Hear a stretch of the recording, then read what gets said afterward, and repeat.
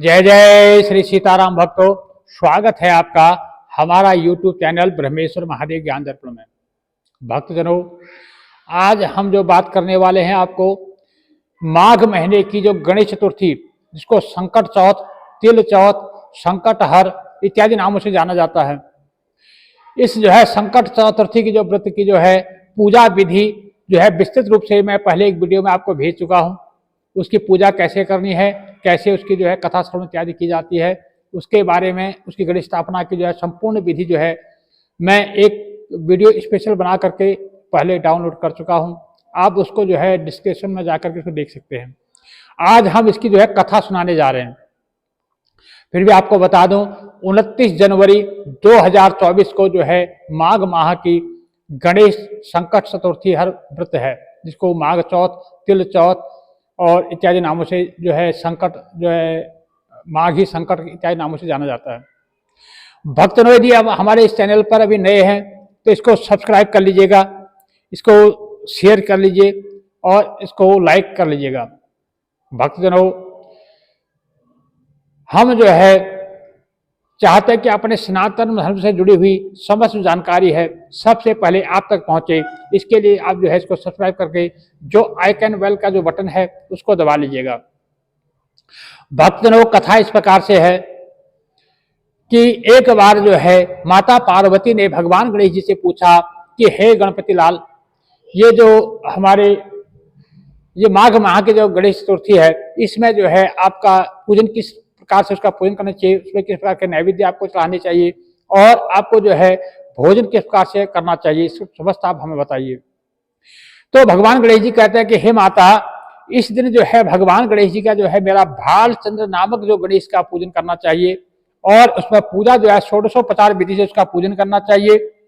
और उस दिन जो है 21 लड्डू, तिल के 21 लड्डू बनाएं और उसमें से जो है 5 लड्डू ब्राह्मण को दान दे दें और 11 लड्डू जो है भगवान गणेश जी को भोग में लगाएं और 5 लड्डू जो है स्वयं सेवन करें, स्वयं खाए। इस प्रकार से जो है 21 लड्डू का जो है वो करे। ब्राह्मण को घर में बुला करके पहले उनका पूजन करे, दक्षिणा इत्यादि देकर के संतुष्ट करे, उसके बाद उसको 5 लड्डू उनको प्रदान करे। हे देवी, इस तरह से तिल के लड्डुओं का आहार कर और स्वयं भी जो है तिल के लड्डू का आहार करे। तो अब मैं आपको जो है पूर्व जन्म में जो है महाराजा हरिश्चंद्र के काल की कथा सुनाता हूं, आप ध्यान से सुनिए। प्राचीन समय की बात है, सतयुग में हरिश्चंद्र नाम के एक बहुत प्रतापी राजा हुए।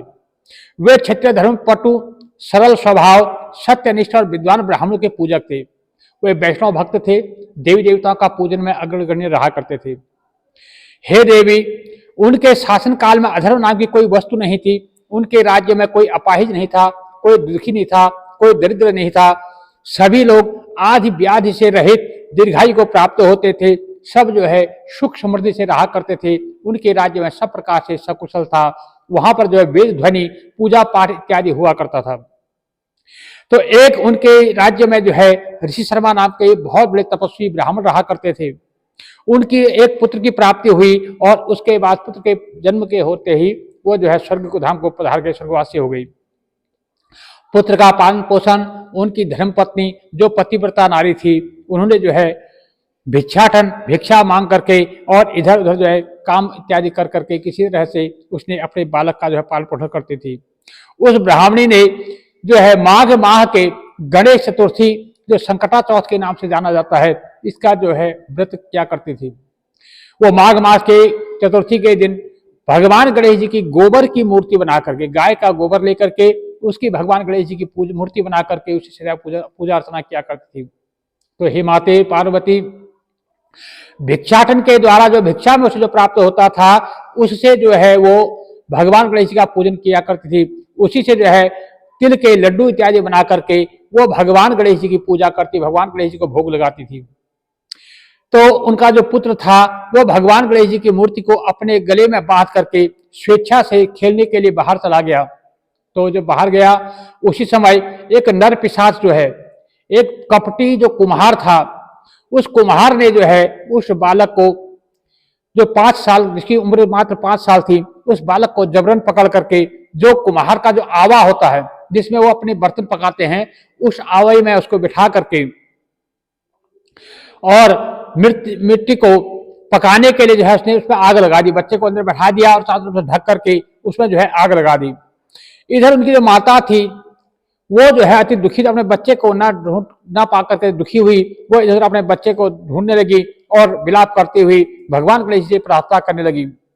हे विशाल शरीर वाले, हे सूर्यनारायण की लाली के सुदर्श कांतिशाली, हे सुंदर जटा समूह को धारण करने वाले, आप इस दुखिनी की रक्षा कीजिए। हे गजानन, हे गणपति, हे चार भुजधारी, हे मस्तक में चंद्रमा को धारण करने वाले, हे विनायक, हे अनाथों के नाथ, हे वरदायक, हे सिद्धि बुद्धि के दाता, मैं पुत्र के वियोग में व्यथित हूं, आप मेरी रक्षा कीजिए, आप मेरी रक्षा कीजिए। वो ब्राह्मणी इस प्रकार जो है बिलखती हुई आधी रात उसको हो गई, रोती रही। प्रातः काल होने पर उधर वो जो कुमार जो था अपने पके हुए बर्तनों को देखने के लिए जब गया, तब उसने देखा कि जब आवा उसने जो आग जहां लगाई थी उसको चारों ढका हुआ था, उसको खोल के देखा तो दिखता क्या है कि उसमें जो है जंघा भर जो है पानी भरा हुआ है। और आश्चर्य उसे तब हुआ जब उसके अंदर उस बालक को जो है खेलते हुए देखा। उसने देखा कि वहां अंदर जो है कमल के पुष्प उगाए हैं, हरी हरी दुर्बा उसके अंदर उगाई है और वो बालक वहां खेल कर रहा है। जब उसको ऐसा देखा तो वो कुम्हार जो है घबरा गया और वो तुरंत जो है भय वश कांपते हुए वहां से जो है महाराजा हरिश्चंद्र के दरबार में गया और उनके सामने अपने दुष्कर्म की सारी वर्णन उसने कर दिया। वो घबरा गया, डर के मारे उसने राजा हरिश्चंद्र के आगे अपना सारा वर्णन किया। कुमार ने कहा, हे महाराज, हे इस प्रज्वलित अग्नि के समान तेजवान हे महाराज हरिश्चंद्र जी, मैं अपने दुष्कर्म के लिए अब मैं वध करने योग्य, दंड के योग्य हूं। उसने आगे कहा, हे महाराज, कन्या के विवाह के लिए मैंने कई बार जो है मिट्टी के बर्तन पकाने के लिए आवा लगाया, परंतु मेरे बर्तन कभी भी नहीं पके और सदैव कच्चे ही रह गए। तब मैंने भयभीत होकर के एक तांत्रिक से इसका कारण पूछा तो उसने कहा कि आप चुपचाप होकर के किसी बालक की जो है बलि यदि दे देंगे तो आपका आवा जो है पक जाएगा। तो मैंने सोचा कि मैं किस बालक की बलि दूंगा, यदि मैं किसी बालक की बलि दूंगा तो उसके माता पिता मुझे जीवित नहीं छोड़ेंगे। इसी भय से मैं, हे महाराज, मैंने निश्चय किया कि इस बालक को जो है मैं ब्राह्मण के जो बालक है इसको मैं बैठा दूंगा। और क्योंकि इनकी जो है पिता इनके है नहीं, ऋषि शर्मा जो है वो मृत हो गए हैं और इनकी माता विधवा जो है वो भिक्षाटन करके जो है भिक्षा मांग करके इसका पालन पोषण करती है और इस प्रकार से मुझे कोई कष्ट नहीं होगा, तो इसका मैं जो है बलि दे दूंगा। इस दुष्कर्म करने के लिए मैं तैयार हो गया। तो मैं इस दुष्कर्म को करके तो मैंने कल जो है इसको रात्रि में उस आवे में झोंक करके मैं निश्चिंत होकर के सो गया। प्रातःकाल जब मैंने आवा खोलकर देखा तो क्या देखता हूं कि उस लड़के को मैं जिस स्थिति में बैठा गया था वो इसी स्थिति में निर्भय होकर के बैठा हुआ है और उसमें जो है जांघ भर पानी भरा हुआ है। इस भयानक दृश्य से मैं कांप उठा और इसकी सूचना देने में आपके पास आया हूं। कुमार की बात सुनकर के राजा बहुत ही विस्मित हुए और उस लड़के को देखने के लिए आए। बालक को प्रसन्नता पूर्वक खेलते देखकर मंत्री से राजा ने कहा कि यह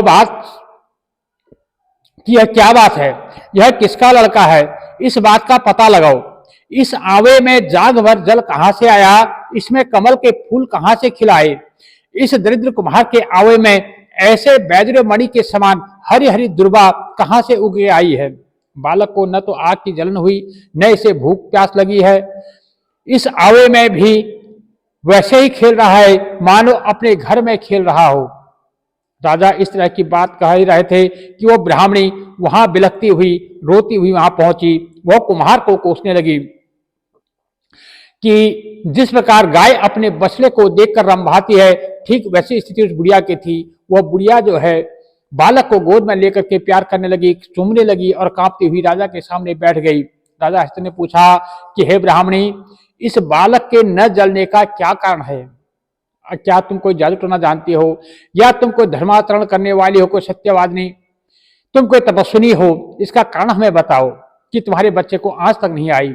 तो राजा की बात सुनकर के ब्राह्मणी ने कहा कि हे महाराज, मैं कोई जादू टोना नहीं जानती, हे राजन, मैं कोई तपस्या तप इत्यादि जानती हूं, मैं तो सिर्फ संकट नाशक भगवान गणेश चतुर्थी का व्रत करती हूँ। उसी के व्रत के प्रभाव से मेरा पुत्र जीता जागता बच गया है।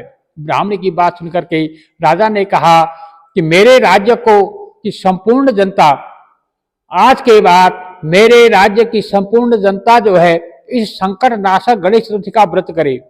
इसमें मेरी पूर्ण सम्मति है। मैं आज से जो है आदेश देता हूं कि मेरे राज्य में जो भी लोग हैं सब जो है गणेश चतुर्थी का व्रत करें।